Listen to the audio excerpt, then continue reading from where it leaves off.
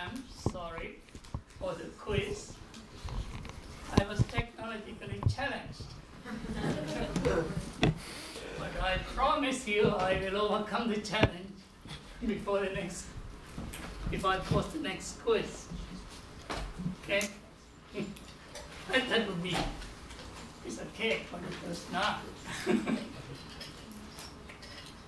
So, bear with me.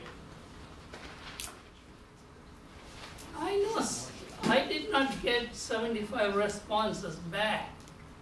I posted a note saying, please email me the responses.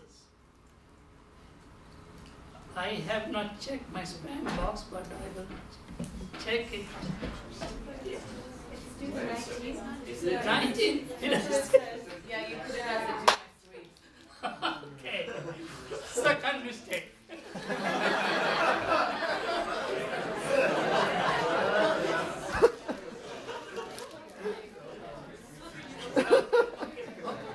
Occasionally I make a Freudian slip, but this is worse. Okay.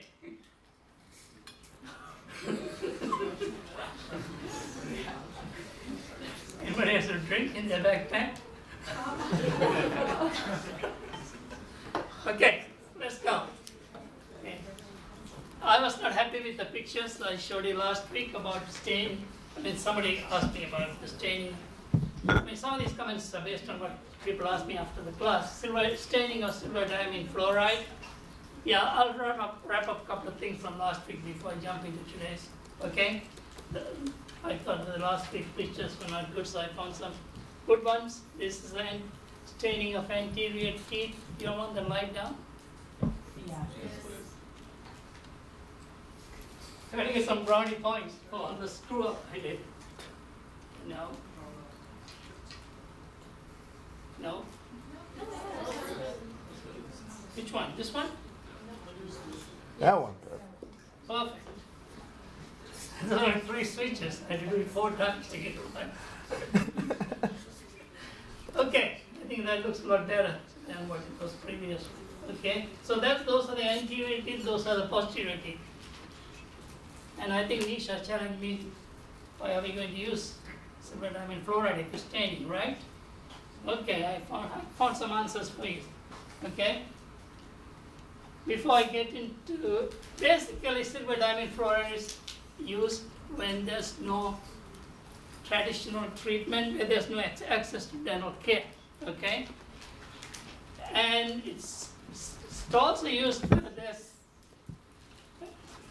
access to traditional dental care or the dental care, because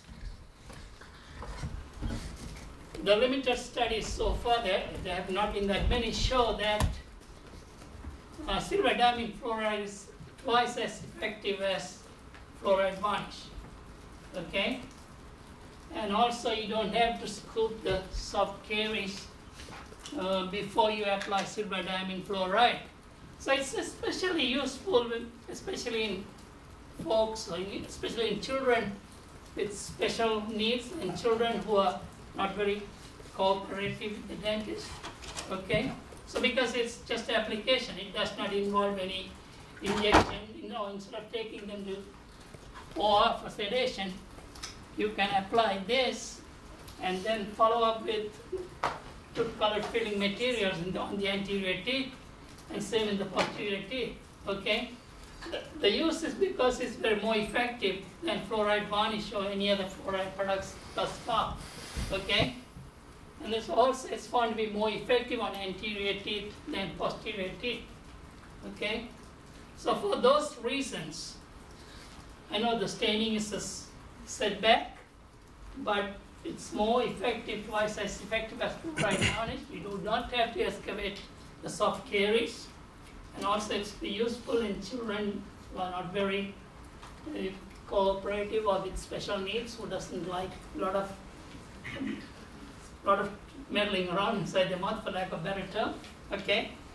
And you can always follow it up with tooth-colored filling material. Okay? All right.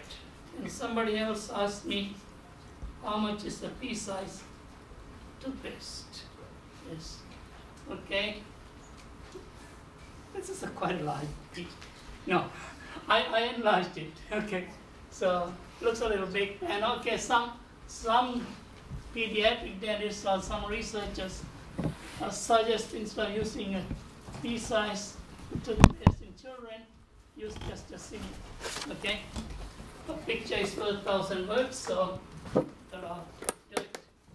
See, that's how I got screwed up with the quiz, because I was trying to find these things. Sorry. Hey, I got to be a glorified dental student giving you excuses. Okay, so let's get on with today's lecture. Any questions before I proceed with today's lecture? Yes. So just a question about the fluoride varnish, the silver diamine fluoride. Yes. Why is it not more common to use if you can arrest caries on specifically children and then just place composite on top of it?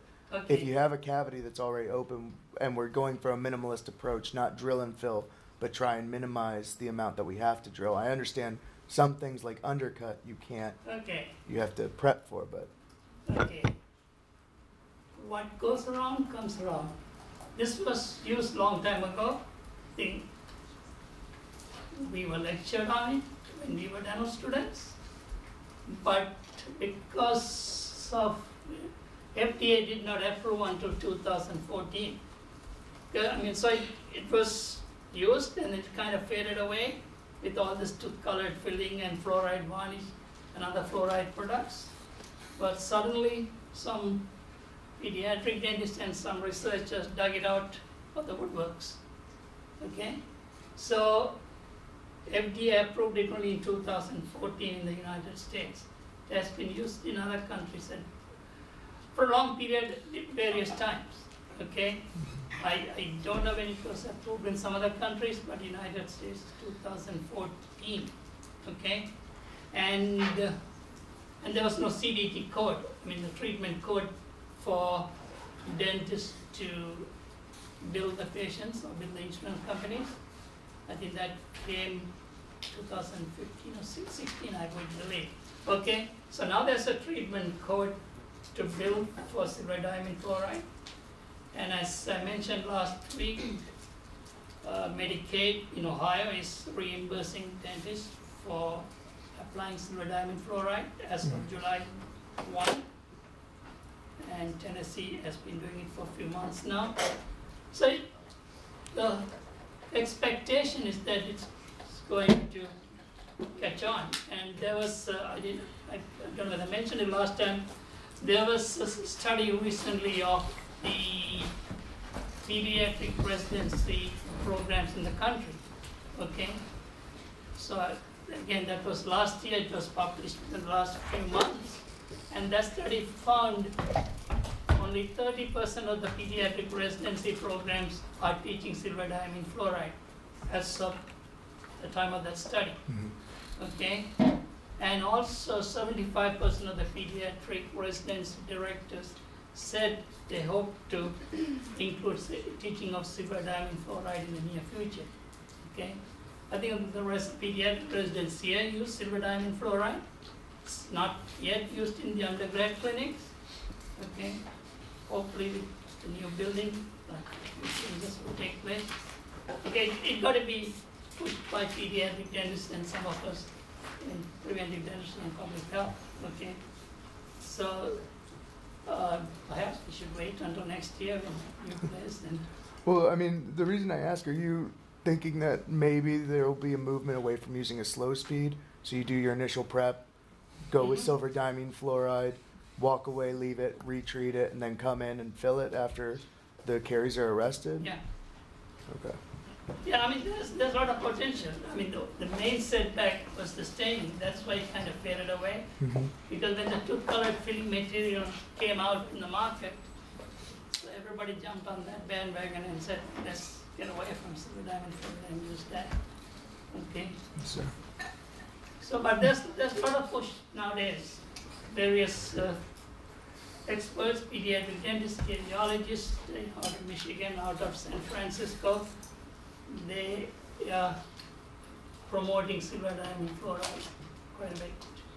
Okay, And I said, told you that there was a study of this residency, pediatric residency programs last year, I believe.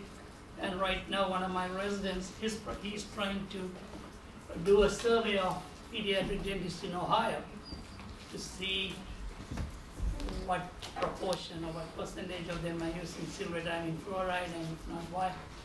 And some of my pediatric dentistry colleagues in and around Ohio are pushing silver diamine fluoride. But anything new in health professions, including dentistry, takes time. There are barriers to diffusion of technology, as you saw last week about the quiz. Okay, there are barriers, especially the older the practitioners. I wouldn't say older the practitioners, the more experienced practitioners. They may be a little resistant to accepting changes. Okay, because they're used to doing something for so many years, and they work. Okay. And there was another couple of other studies that have talked to the parents. Okay, they surveyed the parents to see whether they accept silver diamine fluorides or not. Okay. Again, I guess there's some publication bias, but those two published studies show parents are willing to accept it. Mm-hmm. So one of the suggestions is, if you want to apply silver diamine fluoride, because nowadays patients are well informed as compared to 40, 50 years ago. So show these pictures to the parents, okay? See this first, because you don't want them to get alarmed after when they go home and find these stains. So show the pictures to the parents, educate them, and then show the pictures with the tooth-colored filling material. So tell them this is going to be temporary. We will get rid of the stains by doing tooth-colored filling material. Okay. Yes, Imsa. How long does those stains last? It's forever. Oh, forever. Yeah, that's why you do the tooth-colored filling material to get them out. Yeah. And as I told you last week, there's one company in Australia they are trying to make silver diamine fluoride that doesn't cause stains, but they have not. I haven't seen any silver diamine fluoride products in the market that do not stain. Okay. It does not stain the normal tooth structure. Okay, it only stains the carious lesions. But as I said, it's quite powerful, twice as powerful, at least that's what the limited study shows, twice as powerful as fluoride varnish, and there's no excavation, so it's minimal intervention. Okay. And also, I told you last week, the fluoride level is high, so one has to be cautious applying. But the other advantage of silver diamine fluoride is, I'll be within a second.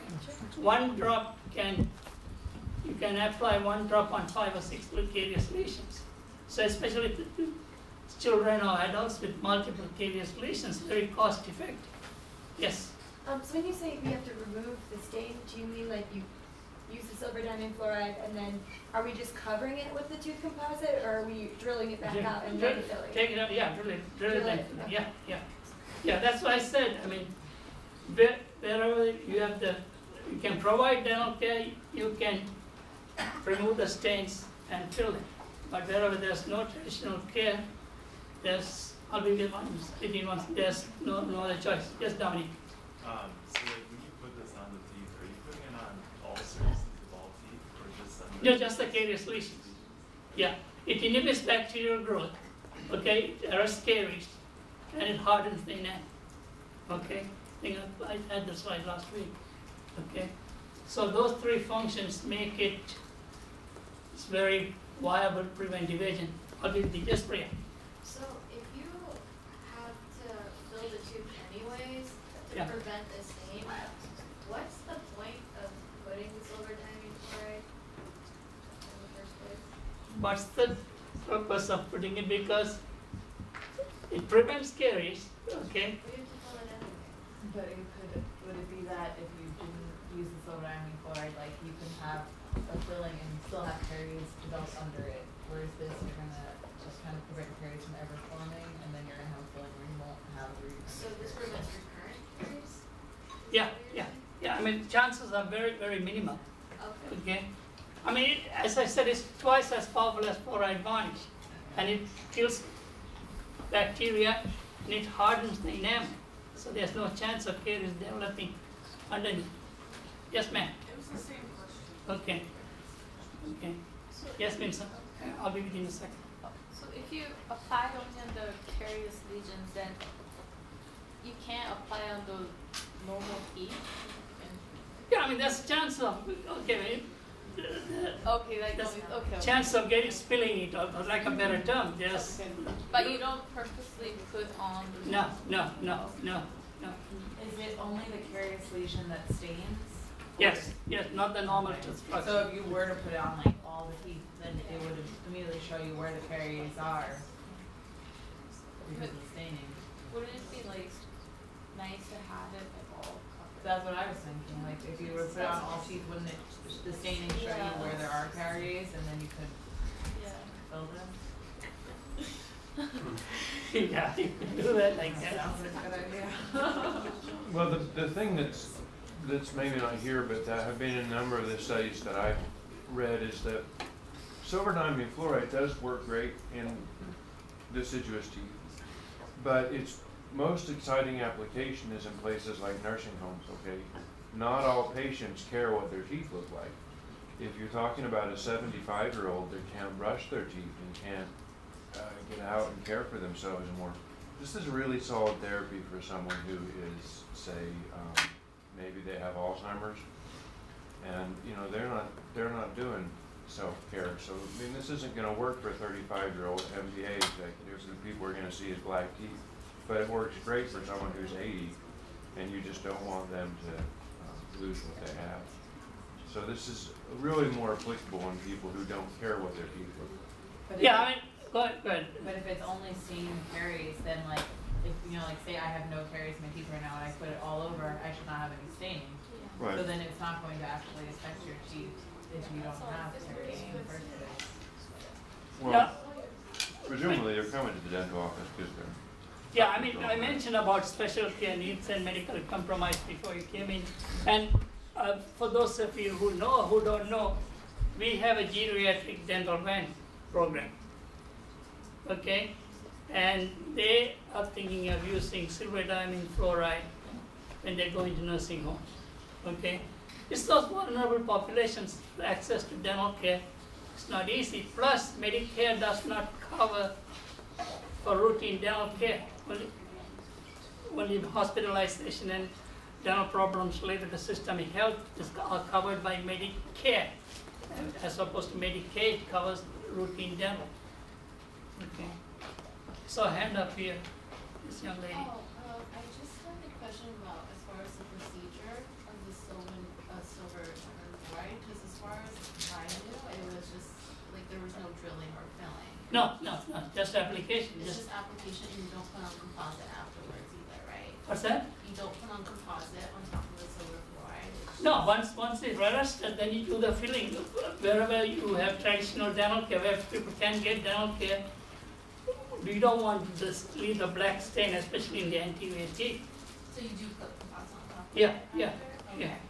So I mean, the two uses where there's no dental care, it's better to prevent the cavities rather than letting them proceed and get into so the endodontist abscess and extraction or falling out on its own. Where there you have dental care, the stains can be removed and that can be replaced with tooth-colored filling materials. Okay. Yeah, the advantage is powerful. One drop, you can use it for 5 or 6 various lesions. Okay, and children who are, patients who are not cooperative, you can add them without putting them to sleep or anything like that. Okay, less invasive. Let me put it that way. Okay. Thank you. Andrea. Now, Yes, Dominique. I was just, I'm sorry, no, I was just, talking about her that we think that the application in the entire amount will be a good option, but considering that if you have multiple patients that need them, like silver diamine fluoride can be expensive and It's not that expensive, it's very cost effective. Oh. But But, I mean, it's an ethical issue. Why do you want to put it on all the teeth when it's not necessary? But what if the Just rest prevent are effective? Huh? Yeah, I mean, that's why we talked about risk assessment.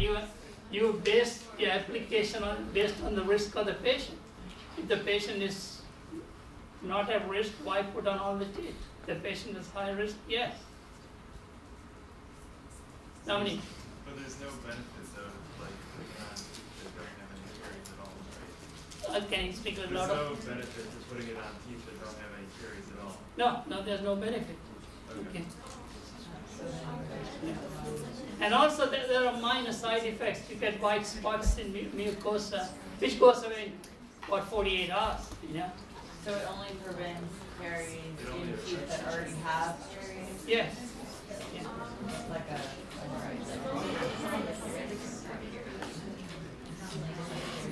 Anything else? No? Okay. So let's talk about determinants of caries. Trey, you can have it high on the clock, please. What time do you want? What time did I start? 50 minutes from I started. 5 till 10. I got you. What do you have at 10 o'clock? vendor fair at 10 o'clock. Vendor fair. Yeah. For the loops. Okay, where do you have to go? We have to do it at Tink. Huh? We have to do it at Tink and Beal.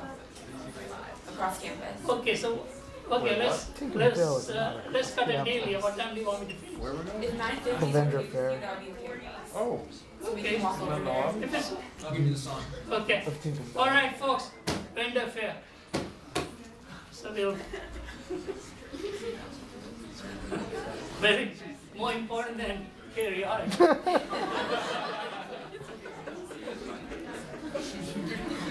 Thank you. Okay, let's go. Okay. What's epidemiology, distribution, and determinants of caries? So what are the determinants of caries? Age, which we have looked at last week and not previous week. Gender. How does gender affect caries? Who has more caries, males or females? Females. No difference. Well, males. Depends on the age. Yeah, I mean, as I said last week, traditionally females had high caries prevalence. That's not true any longer because with the advent of fluorides, water fluoridation of the fluoride products, that difference in caries level between males and females has disappeared. Okay? Ethnicity, you saw the slides last week. Socioeconomic status, we looked at some slides. I'll rehash that. Fluorides, we know fluoride prevents caries. Diet, that's what we're going to talk about today. Malnutrition, there's no sound evidence. There's a couple of studies that have found children who are malnourished have higher caries. I think there was one study out of Peru and one study out of another country, but the evidence is weak. Is there a genetic trend or a familial trend in having caries? As of now, no, but there's some sophisticated research coming out of University of Pittsburgh and other places trying to find a gene that may be linked to caries, but it's a little premature to come to the conclusion that there's a genetic trend, okay? Okay, when we talk about income, okay, the health departments enhance surveys, and when analyzing data, they decide on the lower socioeconomic status, middle class, and upper socioeconomic status based on the poverty level, the federal poverty level. This is 2018, sorry, I didn't change that, okay? This is the 2018 for the lower 48 states, not for Alaska, not for Hawaii, okay? Those are different. I'm not going to go into those numbers. So based on family size, if a family of one earns less than $12,140, that person is considered living under the poverty level. Okay, the family of four It's 25,100 per year. So the Medicaid eligibility also decided by the federal poverty level. It varies from state to state, varies from county to county, okay? Maybe 100% of the poverty level, 100% below the poverty level, so it varies from place to place. But this is the guideline most agencies and researchers use when they can have this information to decide on the socioeconomic status level, okay? Okay, I think I showed this last week. The low socioeconomic status has higher untreated caries in 3 to 5 year olds compared to the little higher affluent group. Same with the 6 to 9 year olds, 24% as opposed to 15%. I think that's untreated caries. And same with the older group, 13 to 19, 20% untreated caries in the low SCS group compared to 9.4% in the affluent group. Okay, so we looked at the age last week, we looked at gender last week, and we rehashed gender today. And I hope all of you are on the same page. Maybe next quiz I can ask you which gender has higher caries experience. That's too easy, right? True or false? Okay, ethnicity, you looked at it last week. Socioeconomic status, we looked at last week and today. Okay? Just as fluorides have been protective against caries, sugars, or mainly sucrose, the fermentable carbohydrates have been negative or etiological factor risk factor in caries. Okay? And one of the Cariology books, the authors called sucrose as the arch criminal of dental caries. Okay? Another author said caries is an infectious disease caused by bacteria, by fermenting carbohydrates. And we looked at Miller's theory. That was the first question of this quiz, right? Which is the accepted dental caries theory, whatever it is. Okay. Okay. So this is the textbook for ACE preventive dentistry. There are a couple of chapters. 25 pages there, 13 pages here, 38 pages. You can drink it, you can read it. Another Freudian. Another Freudian slip. What I was going to say is, you can read each other's chapter before you can drink a pint of beer. All right. Okay, so today I'm going to talk about diet and dental caries. We talk about the difference between diet and nutrition. What's the concept? What are the different types of sugars? Then we talk about some of the evidence. We take it for granted today. Sugars, so called etiology or risk factor for dental caries. Okay, but it happened over a period of time. Quite a few studies illustrated that. Just because today we accept fluoride prevent caries, water fluoridation prevent caries. Okay, 50, 60 years ago that nobody knew. Nobody said, no, 75. Before 75 years ago, nobody was, very few people were convinced that fluoride prevents caries. Okay, similarly in the early 1900s, needed some convincing that sugars are etiological factors in caries. Okay, so the evidence came from a variety of places: animal studies, human studies. Again, these are all these observational study except, observational, there's one of them as an intervention, okay? And also observational study came from systemic conditions. A couple of systemic conditions, folks with those conditions cannot consume sucrose. And also other evidence comes from studies based on sugar substitutes like xylitol. A lot of studies in Finland, xylitol against sucrose and fructose, glucose. Xylitol is found to be more protective. In other words, sucrose and glucose and fructose risk factors in caries. Okay, so what's the difference between diet and nutrition? Any nutrition majors here? Ah, yes. Tell us. Without reading the slide. Like how they're related? What's the difference between diet and nutrition, or how they're related? Well, I feel like nutrition's like the vitamins and minerals, like the actual substance that's in your body. Diet is basically stuff that you put also in your body. Your mouth.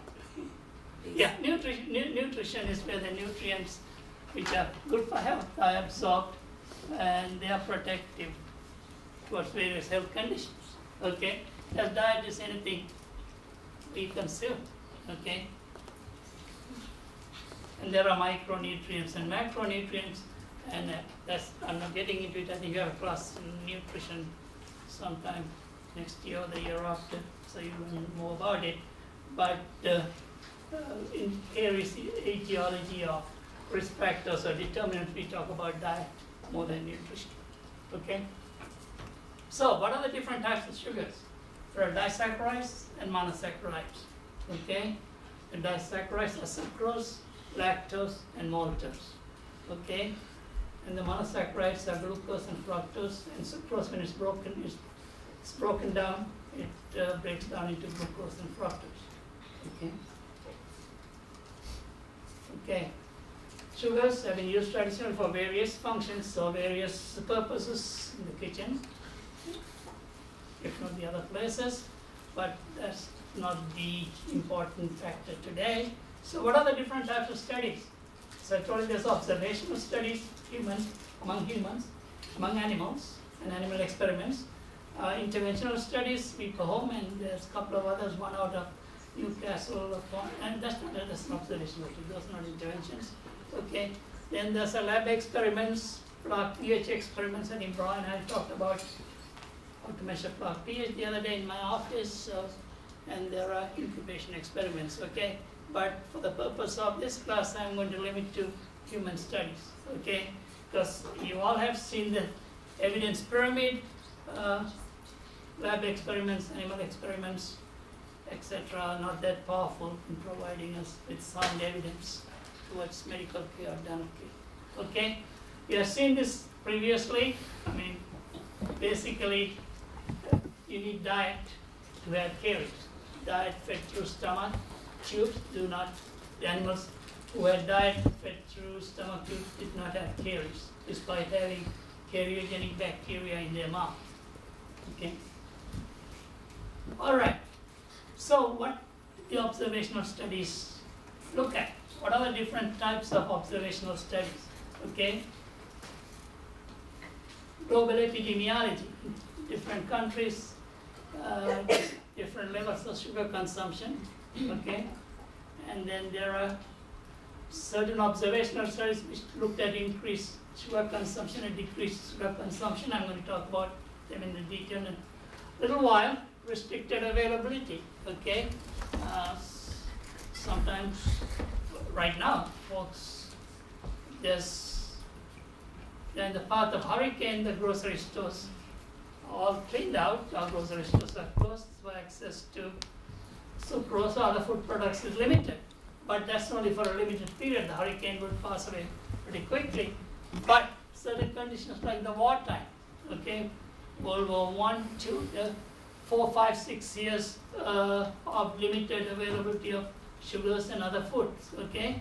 So some epidemiologists took advantage of the situation and measured the caries before the world wars and after, okay?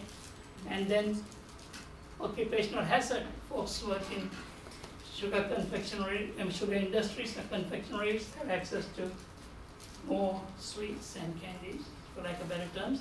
So there's a couple of studies, one out of Israel and one out of the country, I forget, they have found folks working sugar factories and confectionery workers have more caries than the normal folks. And I told a couple of systemic medical conditions and different levels of sugar consumption. It's called. Okay? So these are some of the populations which had very little access to sugar. Okay? some folks in Ethiopia, some group in Canada, the Inuit population, Ghana, Nigeria. So before they had access to all the modern sugars, confectionaries like candies and cookies, their caries level was pretty low. Once they had access to all these sugar products, their caries levels went up high. Okay, a good example, I'll just describe one of these. Tristan da Cunha is an island of the British Isles. Okay, and epidemiologists have looked at the dental caries in 1930s, and the DMFT was 0. Okay, 1930, 1937, just like that. But what happens in 1950s, early 60s, there was a volcano, and the population was evacuated to the United Kingdom. Okay, so before going to United Kingdom, before being evacuated to the United Kingdom, this group did have very no access to confectionaries, cookies, candies. Okay, but once they went to England, they had access to most of the sugar products, including candies and cookies, so they started consuming them. Okay, so when they measured the caries level when they were in England in 1963, and it was 50% of the first permanent molar was caries, as opposed to 0 before they were evacuated. And they went back to the island in 65 or thereabout, and when they went back, they have gotten used to eating these products, sugar products, and they kept on eating. And in 1966, the DMFT on the first permanent molar was 680. It went from 50 to 80. Okay, so it's a classic example of showing sugar produces or sugar plays a role in caries experience. Okay. Same thing as I talked about restricted availability of sugar products here. So Hapuda was it's a kind of a dom in Australia, for lack of better terms. The children there were not given any sugar products. They were given only vegetarian diet without any sugar products. And to cut the long story short, their caries level was much lower than the children who were living in the normal communities. Okay? Same with this group in a ranch out of Colorado, diabetes and children of dentists. Dentists do not let children candies. But that's what they tell the patients. So studies have found children of dentists have less caries than other providers.